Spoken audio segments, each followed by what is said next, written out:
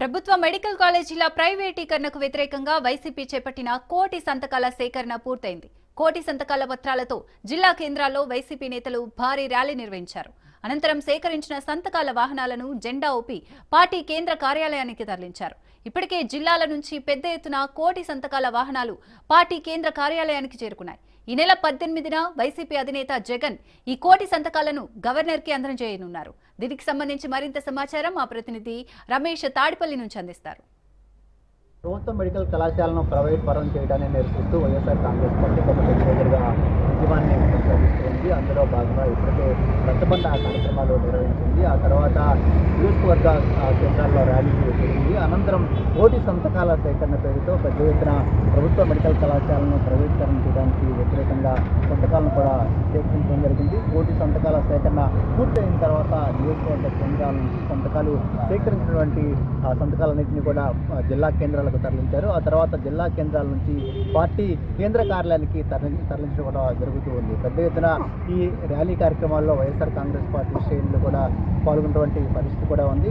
ఈ నెల 18వ తేదీన ఏపీ మాజీ సీఎం వైసీపీ అధినేత జగన్మోహన్ రెడ్డి ఈ కోటి సంతకాలు ఏవైతే సేకరించారో ఆ సంతకాలన్నింటినీ కూడా గవర్నర్కి సమర్పించబోతూ ఉన్నారు. మెడికల్ కళాశాలను ప్రైవేట్ పరం చేయడం ద్వారా ఇటు పేద విద్యార్థులు నష్టపోతారు. ఎవరైతే నాణ్యమైన వైద్యాన్ని కోరుకుంటారో పేదలు వారికి నాణ్యమైనటువంటి వైద్యం కూడా అందే పరిస్థితి లేదని వైఎస్ఆర్ కాంగ్రెస్ పార్టీ చెప్తుంది. అంతేకాకుండా ఈ మెడికల్ కళాశాలను ప్రైవేట్ పరం చేయడం ద్వారా ప్రభుత్వం పెద్ద ఎత్తున అవినీతికి పాల్పడుతుందంటూ కూడా వైసీపీ గత కొద్ది రోజులుగా ఆరోపిస్తుంది. మొత్తంగా కూటమి ప్రభుత్వం అధికారంలోకి వచ్చిన తర్వాత ఈ మెడికల్ కళాశాలను ప్రైవేటీకరించి పీపీపీ విధానం ఏదైతే ఉందో దీన్ని వైఎస్ఆర్ కాంగ్రెస్ పార్టీ నిరసిస్తుంది. ఈ నిరసన కార్యక్రమాల్లో భాగంగానే కోటి సంతకాలను సేకరించింది. కోటి సంతకాల సేకరణ పూర్తయిన తర్వాత ఆ కోటి సంతకాలకు సంబంధించినటువంటి ప్రదర్శన కూడా జిల్లా కేంద్రాల్లో చేశారు. జిల్లా కేంద్రాల నుంచి కోటి సంతకాలను పార్టీ కేంద్ర కార్యాలయానికి తరలించడం కూడా జరిగింది. జెండా ఊపి అక్కడికక్కడ పార్టీ నేతలు, మాజీ మంత్రులు, మాజీ ఎమ్మెల్యేలు కూడా జెండా ఊపి